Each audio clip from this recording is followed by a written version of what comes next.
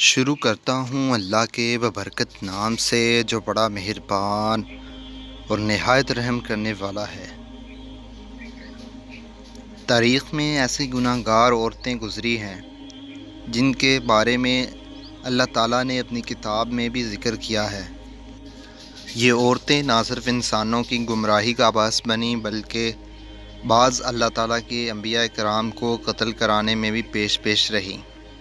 Number 1، حضرت لوط علیہ السلام کی بیوی۔ اردن اور اسرائیلی سرحدوں پر جہاں آج ڈیڈ سی نمکین پانی کی جھیل موجود ہے، نمک سے بھری اس جھیل میں آج زندگی کا کوئی نام و نشان نہیں ہے۔ تاہم آج سے ہزاروں سال پہلے یہ انتہائی زرخیز علاقہ تھا، جہاں سدوم اور عمورہ نامی شہر آباد تھا۔ یہی وہ قوم تھی جس پر اللہ تعالیٰ نے حضرت لوط علیہ السلام کو نبی بنا کر بھیجا تھا۔ اس قوم کا گناہ بہت ہی بڑا تھا۔ ایسا گناہ اس سے پہلی قوموں میں کسی نے نہ کیا تھا۔ اس قوم کے مرد مردوں کے ساتھ اور عورتیں عورتوں کے ساتھ بدکاری کرتی تھی۔ حضرت لوط علیہ السلام کی بیوی جس کا نام وائلہ تھا، وہ بظاہر تو حضرت لوط علیہ السلام کی بیوی تھی، لیکن وہ اندر سے کافر تھی۔ وہ اپنی قوم کا ساتھ دیتی تھی۔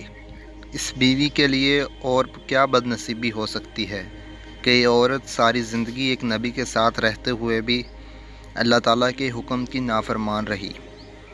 حضرت لوط علیہ السلام کی قوم نے آپ علیہ السلام کی باتوں کو ماننے سے انکار کر دیا تھا، تو اللہ تعالیٰ کے فرشتے نوجوانوں کی صورتوں میں اس بستی پر ظاہر ہوئے، جو حضرت لوط علیہ السلام کے گھر میں قیام پذیر ہوئے۔ حضرت لوط علیہ السلام کی بیوی جو اپنی قوم سدوم کے ساتھ ملی ہوئی تھی، اس نے جا کر اپنی قوم کے لوگوں کو ان نوجوانوں کے بارے میں خبر دی۔ ان لوگوں نے حضرت لوط علیہ السلام کے گھر کو چاروں طرف سے گھیر لیا۔ اس پر فرشتوں نے حضرت لوط علیہ السلام کو اس قوم پر عذاب لانے کی خبر سے آگاہ کیا اور آپ علیہ السلام کو حکم دیا کہ آپ اپنے گھر والوں کو لے کر یہاں سے نکل جاؤ۔ حضرت لوط علیہ السلام ابھی راستے میں ہی تھے کہ ان لوگوں پر اللہ تعالیٰ کی طرف سے پتھروں کی بارش ہو گئی۔ آپ علیہ السلام کی بیوی جو اپنی قوم کا ساتھ دیتی تھی، وہ بھی اپنی قوم کے ساتھ تباہ و برباد ہو گئی تھی۔ سدوم کے پہاڑوں میں آج بھی وائلہ کی آبادی موجود ہے۔ حضرت لوط علیہ السلام کی بیوی کا تذکرہ قرآن پاک کے علاوہ بائبل میں بھی آیا ہے۔ نمبر 2، حضرت نوح علیہ السلام کی بیوی۔ قوم نوح شرک جیسے گناہ میں مبتلا ہو چکی تھی۔ اس قوم کے لوگوں نے اپنے سرداروں اور نیک لوگوں کے بت بنائے، ان کی عبادت اور پوجا شروع کر دی۔ اللہ تعالیٰ نے حضرت نوح علیہ السلام کو اس قوم پر مبعوث فرمایا۔ یہ قوم اتنی ظالم اور نافرمان تھی۔ اس قوم کے لوگ آپ علیہ السلام کے گھر داخل ہو کر آپ علیہ السلام پر ظلم کرتے اور آپ علیہ السلام کو بے یار و مددگار چھوڑ جاتے۔ حضرت نوح علیہ السلام کو مجلسوں سے نکال دیا جاتا تھا۔ حضرت نوح علیہ السلام کی بیوی بھی ان کافروں سے ساتھ ملی ہوئی تھی۔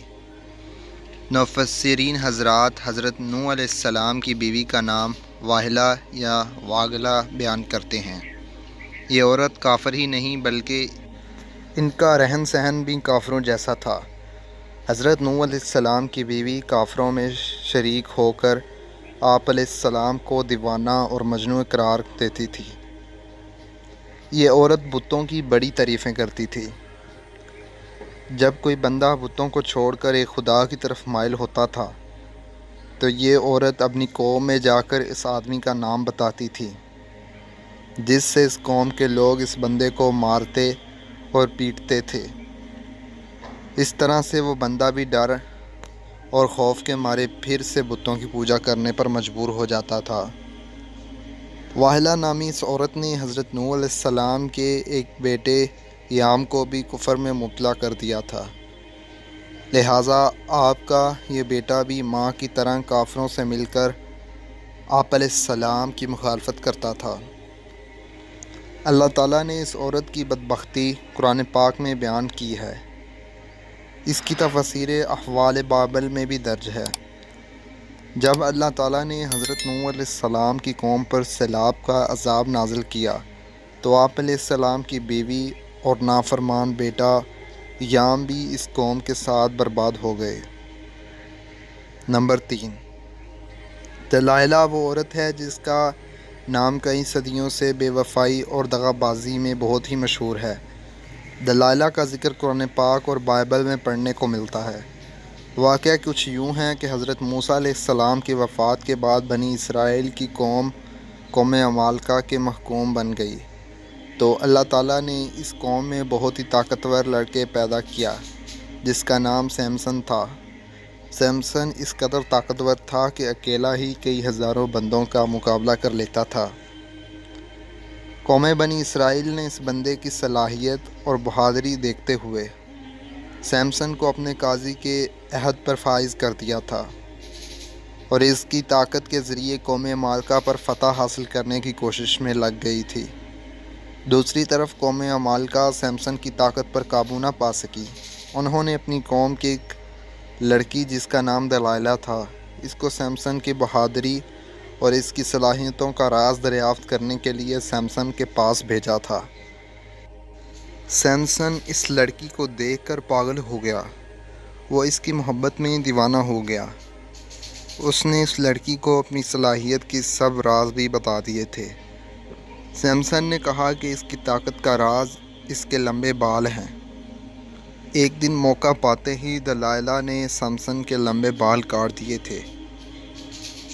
اسی رات قوم عمالقہ نے بھی سمسن پر حملہ کر کے اس کو گرفتار کر لیا تھا۔ جب ایک دن قوم عمالقہ سمسن کو گرفتار کر جشن منا رہی تھی تو سمسن نے اللہ تعالیٰ سے دعا کی، اے اللہ تعالیٰ مجھے معاف کر دے۔ اللہ تعالیٰ نے سمسن کی دعا قبول کرتے ہوئے اس کی تمام طاقت واپس لوٹا دی۔ جس ستون کے ساتھ سمسن کو باندھا گیا تھا، سمسن نے اس ستون کو اپنی طاقت سے کھینچا تو سارے کا سارا محل زمین پر گر گیا، جس کے نتیجے میں دلائلہ اور قوم عمالقہ کے بے شمار لوگ موت کی گھاٹ اتر گئے۔ نمبر 4، جائزبیل لبنان کے بادشاہ کی بت پرست بیٹی تھی۔ اس کی شادی قوم بنی اسرائیل کے بادشاہ اخیب سے ہوئی۔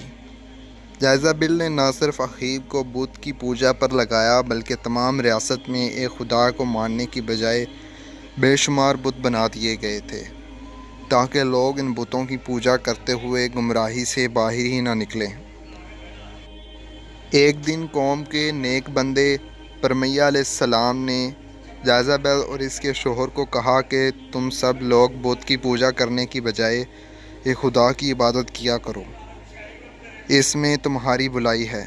اس ظالم عورت نے نیزے کا اتنا شدید وار کیا جس کی وجہ سے وہ بوڑھا آدمی شہید ہو گیا۔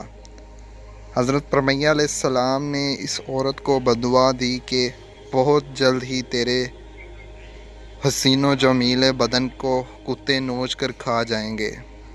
اس کے بعد اللہ تعالیٰ نے اس قوم پر حضرت الیاس علیہ السلام کو بھیجا، تاہم یہ ملکہ ایمان لانے کی بجائے آپ علیہ السلام کو بھی مارنے کے لیے تیار ہو گئی تھی۔ پھر ایک دن حضرت پرمیہ علیہ السلام کی بددعا رنگ لائی اور ملک اسرائیل پر سرحدوں کے قبائل وحشی نے حملہ کر دیا۔ ان لوگوں نے ملکہ جائزبیل کو زخمی حالت میں سڑک پر پھینک دیا تھا، یہاں تک کہ بہت سے جنگلی کتے جائزبیل کے ارد گرد جمع ہو گئے تھے۔ کتے نے اس لاش کو نوچ نوچ کر کھا لیا۔ نمبر 5، عتالیہ حضرت الیاس علیہ السلام کے دور سے تعلق رکھنے والی ایک جائزبیل کی بیٹی تھی جس کا نام عتالیہ تھا۔ یہ لڑکی بھی اپنی ماں کی طرح بہت ہی حسین و جمیل تھی، یہ بھی کافر تھی۔ اس کی شادی یہودا کے بادشاہ یہورام سے ہوئی تھی۔ اس قوم میں بھی ہر جگہ بتوں کی عبادت ہونے لگی تھی۔ اس قوم پر بھی وحشی لوگوں نے حملہ کیا تھا، جس کی وجہ سے وحشی لوگوں نے یہورام بھی قتل کرنا چاہیے، لیکن یہ بادشاہ ایک غار میں چھپ گیا تھا، جس کی وجہ سے اس غار میں ہی اس بادشاہ کی موت واقع ہو گئی تھی۔ جب وحشی ملکہ عطالیہ اور اس کی بیٹی غزالیہ کو اپنے ساتھ ہی لے گئے تھے۔ ان ماں بیٹی کو بہت ہی زیادہ ذلیل کرنے کے بعد ماں اور بیٹی کو آزاد کر دیا گیا تھا۔ اس کے بعد عطالیہ نے بتوں کی عبادت سے توبہ کر کے حضرت موسیٰ علیہ السلام کے مذہب پر آ گئی تھی، لیکن اس تبدیلی کو سال بھی نہ گزرا تھا کہ عطالیہ پھر کافرانہ کاموں کی طرف لوٹ آئی تھی۔ اس کی بیٹی کو قتل کرنے کے بعد ملکہ عطالیہ کو ہی سلطنت یہودا کا تاج پہنا دیا گیا تھا۔ اس نے اپنے دولت کے نشے میں آ کر اپنے پوتوں کو قتل کروا دیا تھا، پھر اپنی رعایا پر بھی بہت ہی ظلم و ستم کرنے لگی، تاہم اس کا پوتا جو اس سے جان بچانے میں کامیاب ہو گیا تھا، یہودا کے لوگوں نے اس کو اپنا بادشاہ بنا لیا تھا۔ یہ ملکہ عطالیہ اپنے محل کے باہر اپنی ہی قوم کے ہاتھ بہت ہی ذلیل و رسوا ہو کر مر گئی۔ عطالیہ کا ذکر بھی بائبل میں تفصیل کے ساتھ موجود ہے۔ نمبر 6، ہیروڈا یا زاگر۔ تاریخی انسان کی سب سے گنہگار عورت کہا جائے تو غلط نہ ہوگا، کیونکہ یہ عورت حضرت یحییٰ علیہ السلام کے قتل کی ذمہ دار ہے۔ یہ حضرت عیسیٰ علیہ السلام کی پیدائش سے چند برس پہلے کی بات ہے کہ ہیروڈا ایک غریب اور بہت ہی حسین و جمیل عورت تھی۔ فلسطین کے خاندان کی بہو بن گئی۔ ابتدا میں اس کی شادی شہنشاہ کے دوسرے بیٹے ہیروڈ سے ہوئی تھی، اور اسے ہیروڈیاس کے گھر ایک لڑکی پیدا ہوئی۔ تاہم جب وراثت کی تقسیم کے بعد ہیروڈا نے دیکھا کہ سب سے زیادہ طاقت ورکلب کے بھائی اینٹی باس کے حصے میں آئی ہے، تو اس نے بھی اپنے شوہر کو چھوڑ کر اینٹی باس سے ہی شادی کر لی تھی۔ ان دنوں اللہ تعالیٰ کے نبی حضرت یحییٰ علیہ السلام، جنہیں اہل کتاب یونہا کے نام سے پکارتے ہیں، لوگوں کو درس و تدریس دینے لگے۔ ہیروڈاس کو آپ کی دینی باتیں پسند نہ تھیں، جس کی وجہ سے اس نے حضرت یحییٰ علیہ السلام کو گرفتار کروا دیا۔ ہیروڈاس نے کافی بار کوشش کی کہ وہ اپنے شوہر اینٹی باس سے آپ علیہ السلام کو قتل کے احکامات جاری کروا، تاہم اینٹی باس ایسا نہ کر سکا۔ ہیروڈا کی بیٹی سلومی اب جوان ہو چکی تھی۔ جب اس نے حضرت یحییٰ علیہ السلام کی معصومیت اور نور کو دیکھا تو آپ علیہ السلام پر فدا ہو گئی تھی۔ اس نے آپ علیہ السلام کو گناہ کی دعوت دی، لیکن آپ علیہ السلام نے اس کی طرف آنکھ اٹھا کر بھی نہ دیکھا۔ اب یہ دونوں ماں اور بیٹی یحییٰ علیہ السلام کے خلاف ہو گئی تھیں۔ ایک دن بادشاہ اینٹی باس کے سامنے سلومی نے بہت ہی بیہودہ ڈانس کیا۔ رقص کرتے ہوئے اس نے اپنے جسم کے سارے کپڑے اتار ڈالے۔ اس رقص میں بادشاہ نے بہت ہی دلچسپی لی تھی۔ اس کو سلومی کا یہ رقص بہت ہی پسند آیا۔ اس نے سلومی سے کہا کہ تم کیا مانگنا چاہتی ہو، میں تم کو حاضر کر دیتا ہوں۔ اس عورت نے جواب دیا کہ میں چاہتی ہوں کہ تم حضرت یحییٰ علیہ السلام کو قتل کر دو۔ بادشاہ، جو کہ بھرے ہوئے محل میں سلومی سے عہد کر چکا تھا، اس نے یحییٰ علیہ السلام کو شہید کر دیا تھا۔ اس طرح سلومی اور اس کے ماں اس گناہ میں بھی شامل ہو گئی تھی۔ نمبر 7، ام جمیل ابو لہب کی بیوی تھی، جس کا اصل نام عروہ بنت حرب تھا۔ اس کی آنکھوں کا بیگانہ پن نمایاں تھا، جس کی وجہ سے اس کو لوگ کافی کہا کرتے تھے۔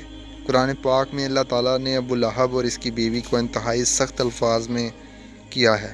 اس کی وجہ سے ابو لہب اور اس کی بیوی کا نبی اکرم صلی اللہ علیہ وآلہ وسلم کے ساتھ سخت مشرکانہ رویہ ہے۔ یہ دونوں میاں اور بیوی آپ علیہ السلام کو تکلیف اور اذیت پہنچانے کی کوئی بھی موقع ہاتھ سے نہیں جانے دیتے تھے۔ روایت کے مطابق ام جمیل نبی کریم صلی اللہ علیہ وآلہ وسلم کی راہ میں کانٹے بچھایا کرتی تھی۔ جب سورہ لہب نازل ہوئی تو ابو لہب کی بیوی غصے سے بے قابو ہو گئی اور بہت ہی بڑا پتھر اٹھا کر مکے میں آپ صلی اللہ علیہ وآلہ وسلم کی تلاش میں نکل پڑی۔ یہ کعبے میں ابو بکر رضی اللہ تعالیٰ عنہ کے سامنے اس حالت میں آئی کہ اس کے منہ سے جھاگ نکل رہی تھی۔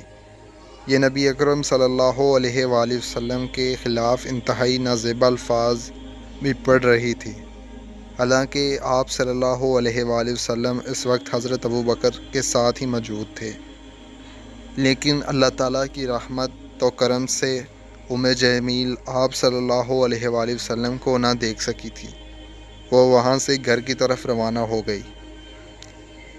بے شک جمیل تاریخ کی بدبخت ترین عورتوں میں شامل ہے، کیونکہ اس نے نبی آخر الزماں، سرور کائنات، وجہ تخلیق کائنات حضرت محمد صلی اللہ علیہ وآلہ وسلم کو بے شمار تکلیفیں پہنچائیں۔